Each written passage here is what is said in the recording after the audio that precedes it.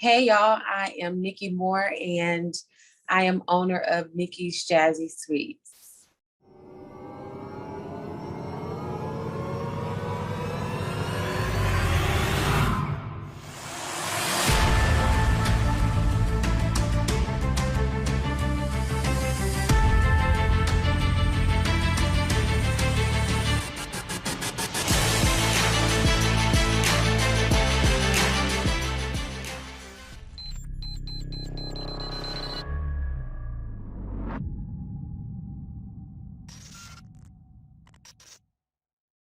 Hey, it's Kellen, and today on Diversified Game, I'm bringing you something real sweet, and I have already put in place my order, so I can't wait to take a bite.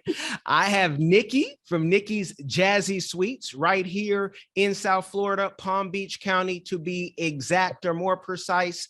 Nikki, welcome to the show. How are you doing? I'm good. How are you? All is blessed. Like I told you, I can't complain when the weather is like this. I don't got Right. nothing. Yeah, we got Right. health. We are good. We are good. I want you to give the game though, because I saw a past guest of ours, Miss Brittany, have a cake that I said, I gotta get a bite of that.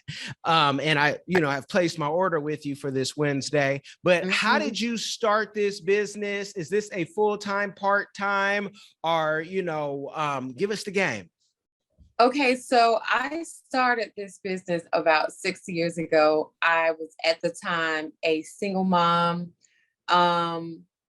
a divorcee, and I worked in a warehouse and had been working in a warehouse for about 10 years. And it just wasn't enough. I could do overtime and things of that nature, but it just was not, because I had two small children, I couldn't, it wasn't enough income coming in. And so I needed something more to, bring to make ends meet. And a friend of mine who was in the event planning business told me how, the dessert business was like where it is. She was like, that's where the money is. And I was like, well, I have a good banana pudding recipe. I'll just try that out. And it first started, just friends and family. And it honestly just took off from there when I allowed customers to create their own banana pudding. I literally just started this business with a banana pudding recipe. That's all I had. The cakes, the pies, all the other stuff, the good stuff came along the way. That was the only thing that I knew to make was banana pudding. Okay. Okay. Put that banana pudding. I might have to get that now that you said that. I might have to try your original. Yeah. Now with the thing about it is, oh no, I was gonna say the thing about what sets our banana pudding apart is you can create your own. You can put, like, if you don't want bananas in it, then you don't have to have bananas in it. If you want extra cookies, you could throw that in there. We do red velvet cake. I make a rum caramel sauce that goes along with it too. So it's really your dessert. You tell me what you want in it. So, and I think that is what has made it, so successful. Now, from going from the side hustle to are you now full-time, and is this all that you do? Yes, I've been full-time for about 3 years now. Congratulations. I love to hear that. Yeah. Thank you. Yeah, if I had some party bells. Now tell us, because there's somebody listening right now saying, man, she's doing what I've always wanted to do. How did you replace the income that you had? How long did it take you first? How many customers? What was the process? Did your mama or auntie say, nah, Nikki, you better keep that job with the benefits. Don't do that. Like, give us the game of that whole process. To be quite honest, it's nothing more than a faith walk. A friend of mine, a mentor of mine, Trinette Morris, and she's in the food industry. If you're from this area, then you know who she is. But I said, well, when will I know? Because it starts to get really busy, you know. And I said, well, when will I know when I need to quit? And she said, you'll know, you know. And she said, you will come to a crossroad when you will have to choose, and you'll choose the passion. And that's exactly how it happened. Like I was, you know, I worked in a warehouse, but I worked my way up to a position where it wasn't that hard, you know. But I was like, it was a struggle to go to work, you know. And I was like, well, in my mind, I'm saying, yeah, I'm thankful for this job. But if I was home, I could make 3 cakes and make what I make, you know, in a day here. And that's literally how it happened for me. More opportunities, you know, were coming in, and I just took the leap. I prayed about it. I talked to my dad, and he, you know, he was like, I think you should do it. My mom is always on board. But when my dad was like, I think you should do it, you know, I did it. And I took out my, you know, which a lot of financial advisors will tell you not to do. I took out my 401k, and that was the bed, you know, that was my financial cushion that I needed just in case some things went awry. But you know, it was a faith walk, and I had to learn in that, you know, in that transition, you know, when was my slow season. I learned that very quickly. You know, it's busy, you know, during the holiday season, but then when January hits, it's very slow. So I would just say to anyone who is thinking about doing that, just know your numbers, know what you're bringing in, you know, like you have to know that. Yes, it is a faith walk, but you also want to make sure that you can withstand, you know, whatever is going to come your way, because you know you want to make sure you have all your paperwork in order. I tell people that all the time, you know, make sure that you are legit, because I really feel like things don't start really happening for you until you are aligned, you know, until you are aligned, you know, legally, if you will. So a faith walk though, you know, you can believe things that aren't there as they are, as they aren't, or as they is, or as they gonna be, right? But people say, I got bills, Nikki. So right. At what point for you did you say, okay, I replaced my income there, and did you replace it, or did you say I even made more, and I've made more for the last 3 months, 6 months? Like how did that work? Because that's the hardest part, is jumping off that ledge. Yeah, well, the sales were up. So I was like, I was making more. But yeah, before I left Walgreens, I was definitely making more money than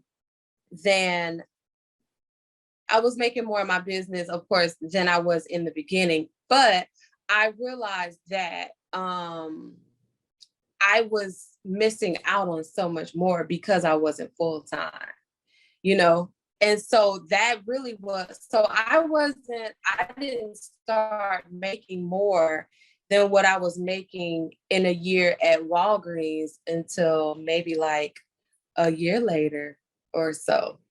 Like I didn't match that. So it literally was a faith walk for me, because I wasn't making more than that. I knew that I had a game plan. I knew that, okay, if I apply myself, you know, if I hustle hard, then I can do it.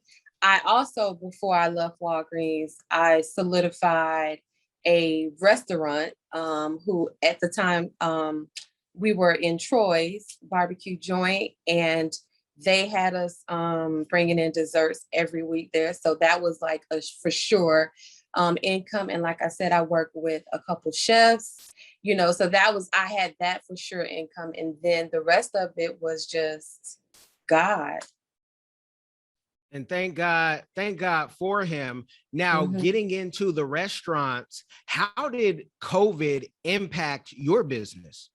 Oh gosh. Okay, so you lost those big contracts and things of that nature. The chefs that I work for,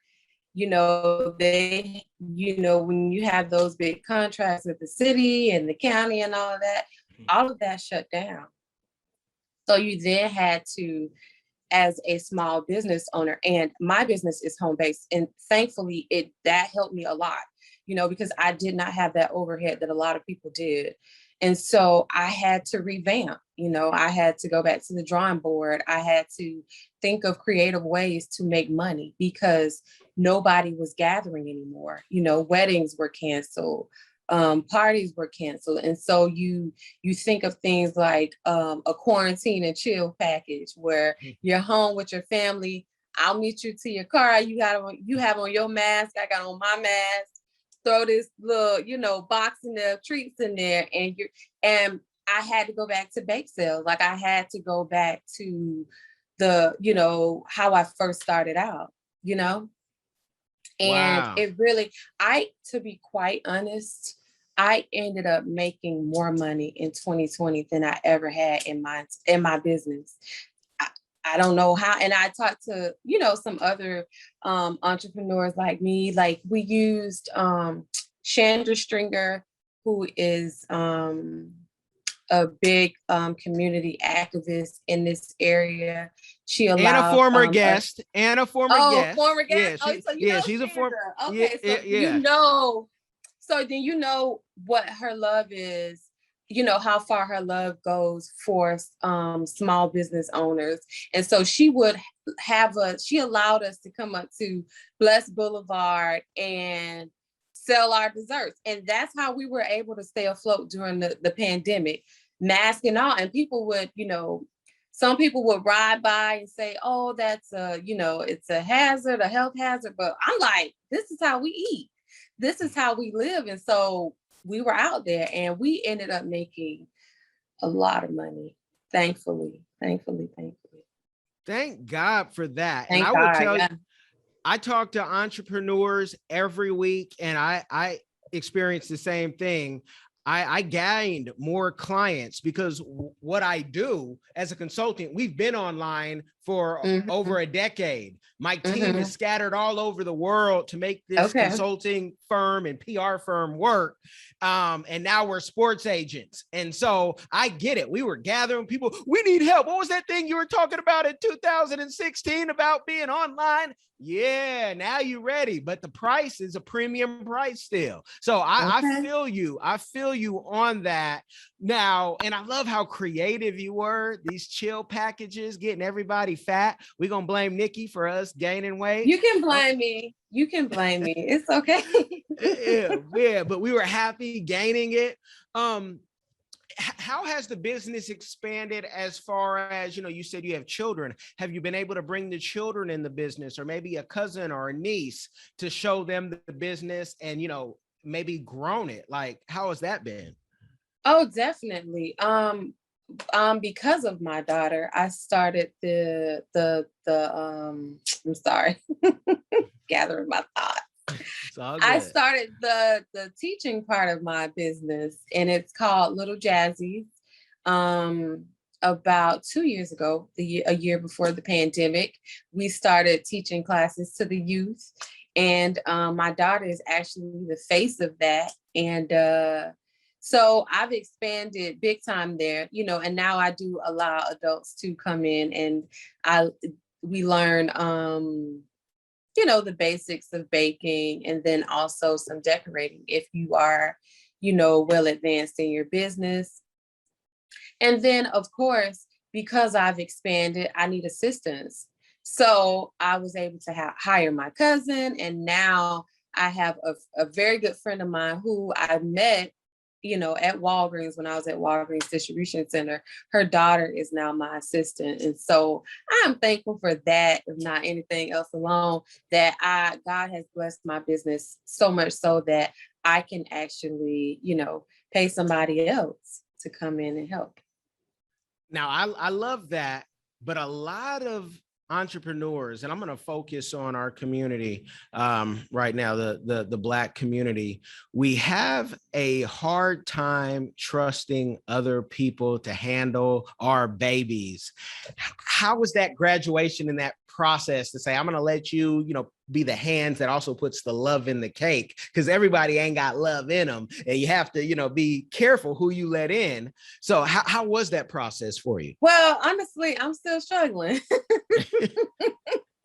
I am still struggling with that because, like you said, it's my baby, you know, and a lot of my recipes are, you know, are my own. And ugh, you know, it's hard to, you know, because people talk and they don't talk necessarily to be malicious. They just talk, you know, and then they share things, and they may share something that you might not want them to.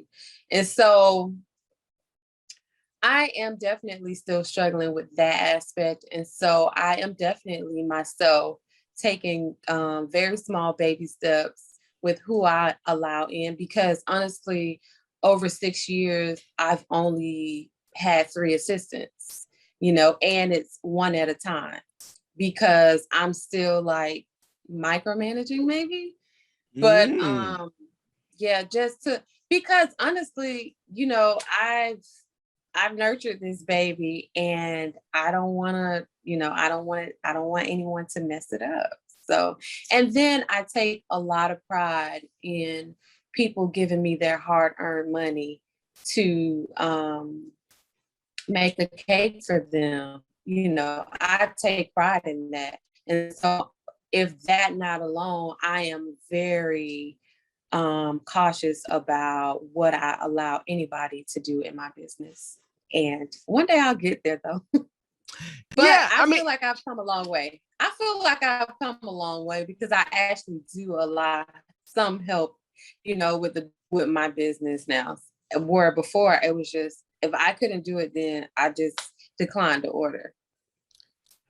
But that, I think you even talking about that, thank you, because that's going to help somebody who is holding on and has great ideas, great, you know, everything is great, but they can't let go. Kind of like me when my children say, hey, you know, at 18, I'm gonna leave, and their daughters. So I'm like, no, y'all ain't gotta leave. I don't want to let y'all go, you know, and my wife would be like, nah, they got to go. I say they can stay till 30, right? But it's hard to let your babies go. It is, but at some point you kind of just have to, because you know it's how far do you want your reach to go, you know? And so that is where I am now. It's like, okay, Nikki, you cannot do it all. If you want to go to the masses, you know, if you wanted this thing to go global, you know, whatever, you're gonna have to let some people help. And so, you know, you take baby steps. Okay, I'm comfortable with this. You know, I'm comfortable with you coming in and you learning to do this. And I'm comfortable with you, you know, maybe I haven't even gotten to the point to where I allow people to take orders for me, because a lot of things get lost in communication, even when I'm taking orders, you know, and people are very sensitive about that because these are their special occasions. And so until I find the right person to help me with that, then I'll just do it myself, you know, and that's just where I am. But I am taking, you know, you take baby steps, you know, you just take baby steps, whatever makes you feel good, then you do that. And a lot of people, when you're talking about cake, they're like, it's just cake, but it's not just cake. Right. It's an experience. It's an experience.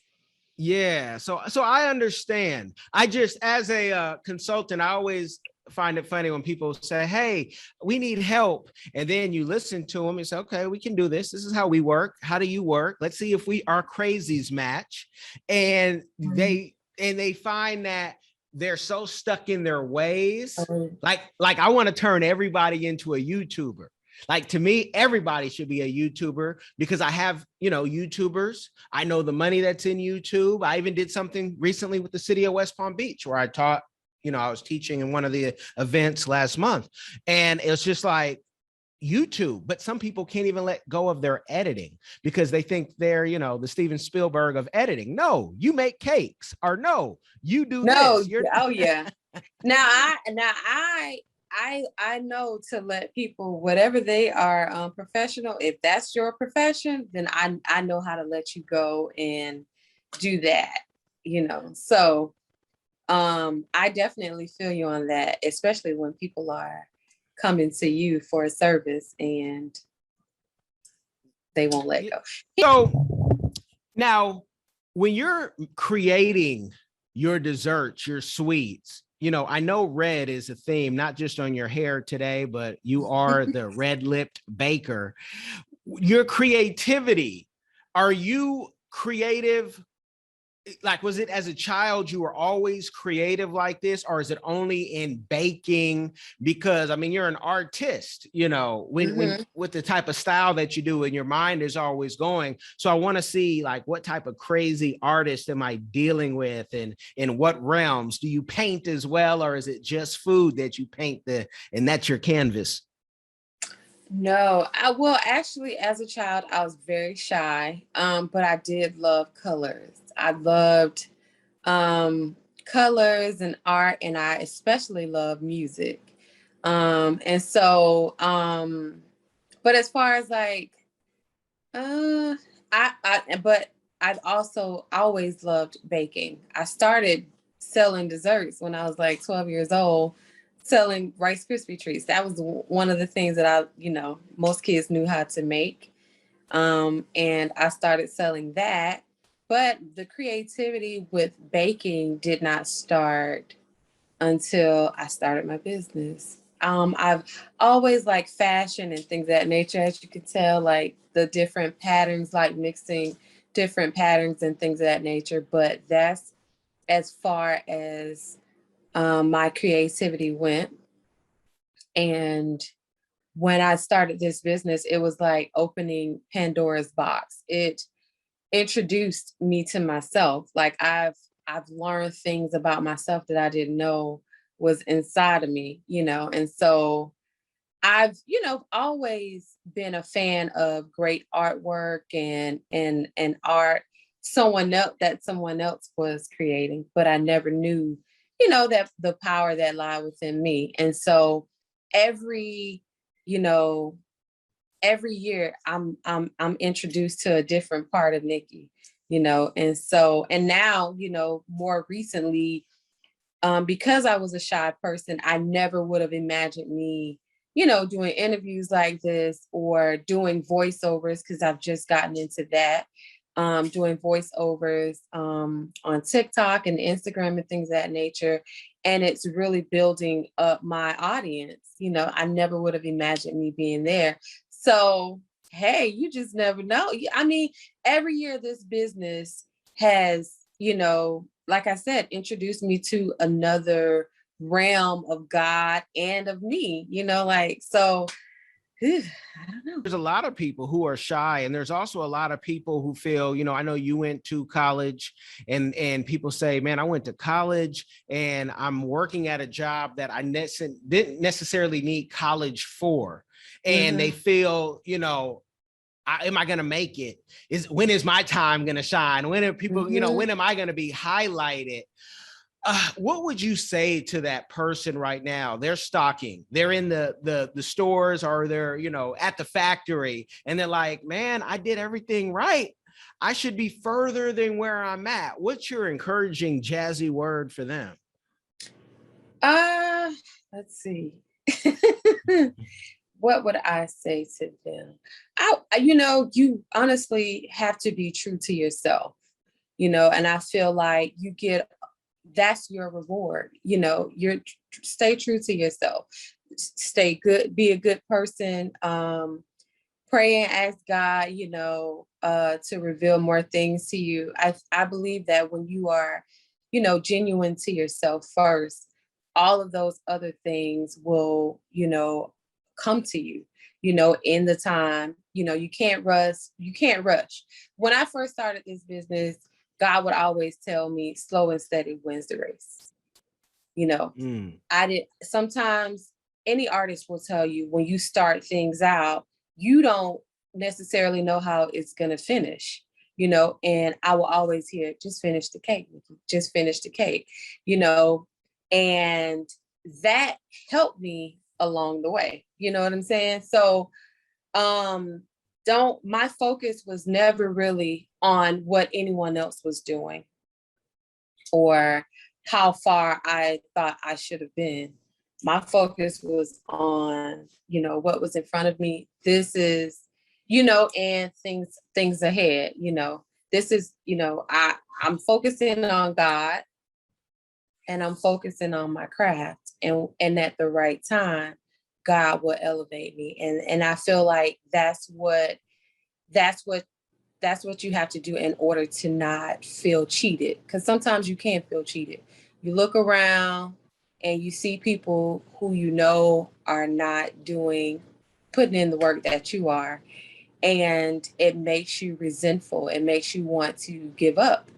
But just, stay at the task at hand. Just stay focused. That's all I can say is stay focused. My gifts, they saved me, because I was at a job that I was just like, I know this can't be it, but I started baking, and like I said, it has opened doors in ways that I could not have imagined. It's, revealed things inside of me that I never would have been able to imagine. So I just say, just stay true to yourself. Once you're true to yourself, like, more things about you are revealed. And stay focused. Don't worry about what anyone else is doing, or try not to, because it's hard to not see it, but stay focused on what, the task that you've been giving. And I promise you, all of those things will come. I don't know, it probably doesn't make any sense, but that's what you have to do. Just stay focused. No, you make sense. You make sense. Yeah. You make sense to an entrepreneur. And when you go through it, now, when you are on Section 8, or you only got rice and grits, I'm telling you my story, and you like, hold on, things ain't supposed to be like this. And you're like, this, but I'm moving forward every day, 1%. So you're making moving. sense. I promise you, you're moving. I'm telling you, slow and steady wins the race, the tortoise and the hare. I would go back to that fable so many times, because you look around and you're like, oh my God, everybody is so far ahead of me. And I promise you, this is what me and my friends, we kid. The pandemic is like, all of the people who were behind, it seemed, God helped the people who were in front, back, and all the people from the back were able to come forward. And like, I've seen people who were not making ends meet at all with their business just flourish during the pandemic. And you just never know when your moment will be, where you're the tortoise now, but you'll be catapulted ahead of everyone else. You just never know. So you have to stay focused. You have to make sure that you are doing your due diligence, that way all of your work in the past is not in vain. You just got to stay focused. Just do whatever it is that, you feel like you should be doing. Stay true to yourself. And when I say stay true to yourself, like, because sometimes we are presented with opportunities, and they may not always align with who you are. And a lot of people take opportunities that will get them ahead, but along, a little ways down the road, when they look back, it's really something that, has, kept them stagnant. So I say, stay true to yourself, stay true to your values, stay true to that. And, you won't get caught up in the politics or the shuffle of this grimy world. I want to go somewhere with that. I'm going to ask you a question. This may be controversial, but I've also had the green baker in Palm Beach County on, and I know Orlando, and I think even some places in Miami have food with cannabis in it. And, some people are very excited because, especially our community, folks been going to jail since forever, ever, for Right. that. Now, if the opportunity to make cannabis or an opportunity to do a reality show, knowing that most reality shows want you to show your whole behind, right? And want to see the worst, and they want to see the worst of people wrapped up in the beauty of fancy things. Are those things that would be things that you would align and say, oh, I could do those? Or do you have a plan of, if not any of that, what's your plan to expand your business? Oh, definitely. Cannabis.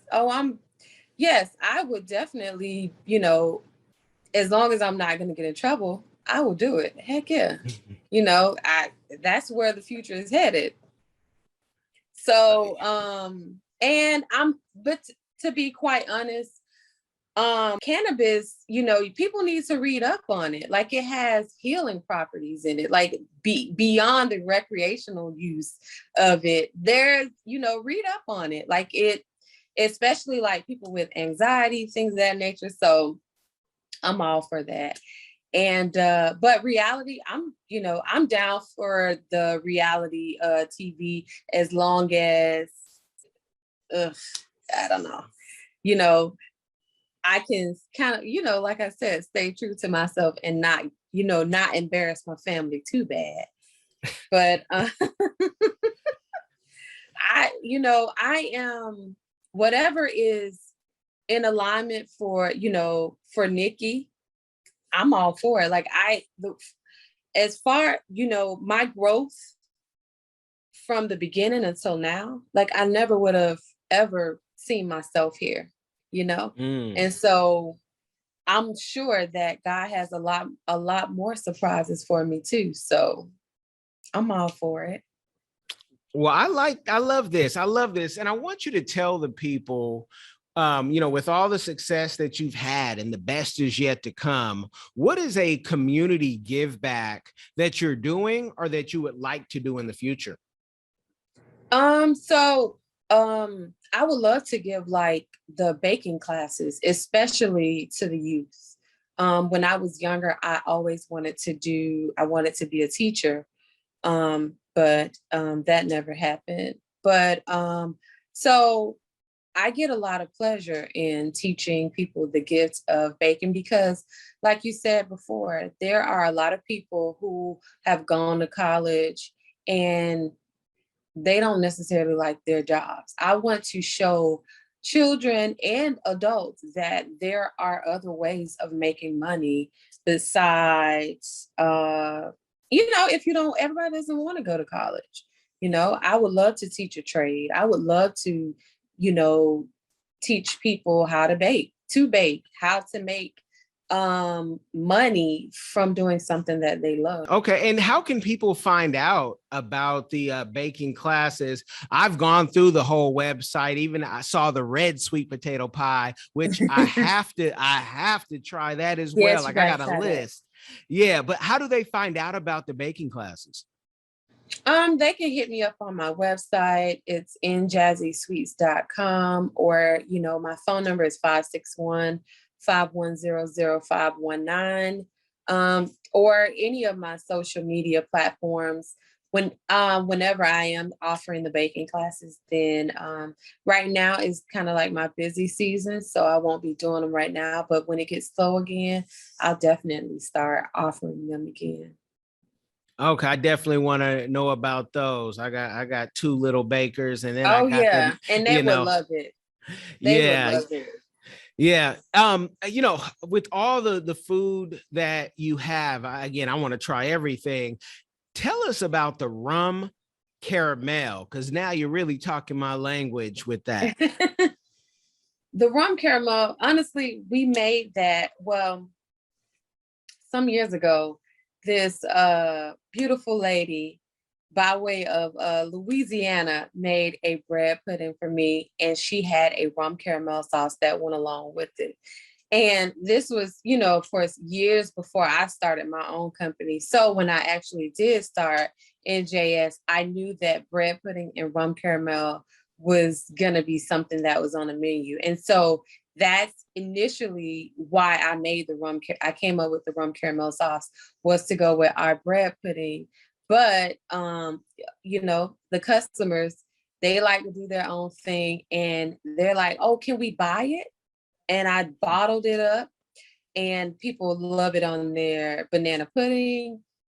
People buy it, like if they want to go the healthier route, they'll put it on their parfaits at home.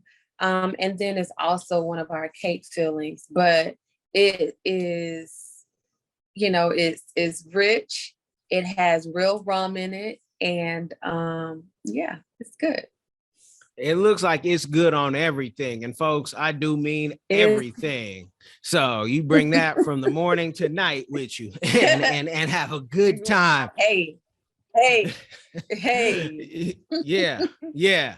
And so with this game, you guys have gotten, all the links are in the description box, really the link for the website. So I want you to go check out her website because it's beautiful. It's very just easy to scroll down, see what you like, and you can even order off the site. And then from there, you can go to her social media because her website, she pays for, she put the love into it, and that's what she can control. So we always push people's website over here because those social media sites ain't giving us a dime. We use them as marketing like everybody else. And some of us, you know, we get paid from that stuff. So we love them, but we're promoting your website. Links in the description.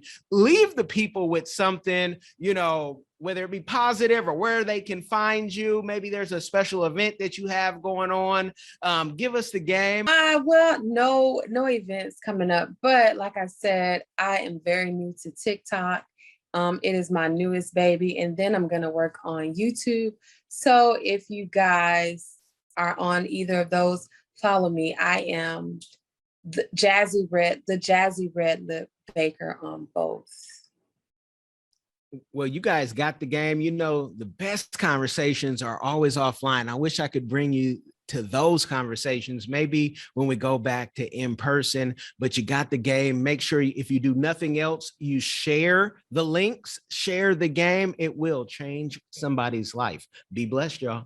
Hi everyone. Have you ever been curious about visiting Africa? Which African country were you interested in? Kenya, Nigeria, Uganda, South Africa, Ethiopia?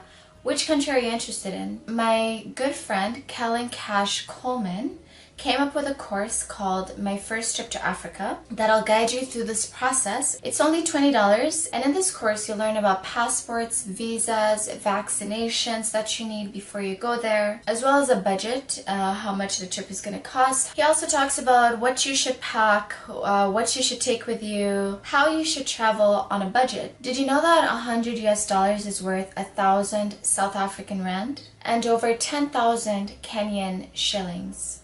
So imagine what you can do with $100 back home. I say back home because I'm from Sudan, I'm African, I already know how it's like. I know that, you know, when you convert Canadian and American money, it goes a long way when you're traveling across Africa. So if you're curious, if Africa is a place that you've always wanted to go, always wanted to move there, Kellen Cash is the person to ask. Check out the course. There's a little preview you can listen to before you actually purchase it. If you're interested in this course, visit www.diversifiedgame.com.